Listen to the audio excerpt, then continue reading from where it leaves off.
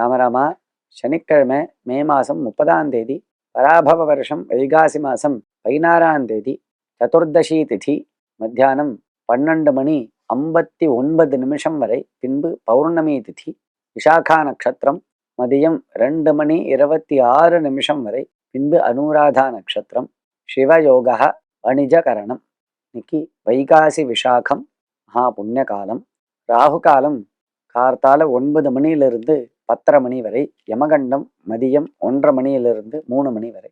இன்றைய தினம் வைகாசி விஷாகம், இந்த நாளின் சிறப்பை பற்றி கூறவும். சுப்பிரமணிய சுவாமி முருகனாக அவதரித்த ஒரு புண்ணியமான நாள்.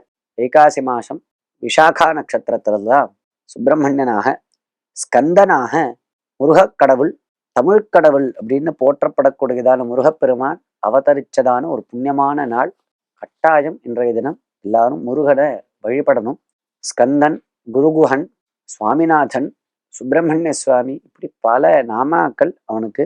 சிவப்பு பூக்கள் வச்சுண்டு, அதாவது அரளிப்பூ ரொம்ப விசேஷம் முருகனுக்கு. சிவப்பு அரளியை வச்சு சஹசிரநாமார்ச்சனை சுப்பிரமணியனுக்கு பண்ணலாம். நமது வீட்டிலேயே படத்தை வச்சு அல்லது விக்கிரகத்தை வச்சு வேலை வச்சு அர்ச்சனை பண்றது, 1008 அர்ச்சனை சுவாமிக்கு பண்றது, இல்லது அஷ்டோத்திரமாவது பண்றது.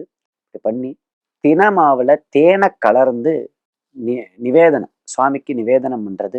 ஒரு பிரம்மச்சாரி பையனை கூப்பிட்டு சாப்பாடு போடுறது, முருகன் கோவிலுக்கு போய் முருகனை தரிசனம் பண்றது, பகவத் பாதால் பண்ணதான சுப்பிரமணிய புஜங்கத்தை சொல்லி ஒவ்வொரு ஸ்லோகத்துக்கும் நமஸ்காரம் பண்றது, ஸ்கந்த சஷ்டி கவச்சம், கந்தர் அனுபூதி, திருப்புகழ் போன்றதான கிரந்தங்களை பாடுறது.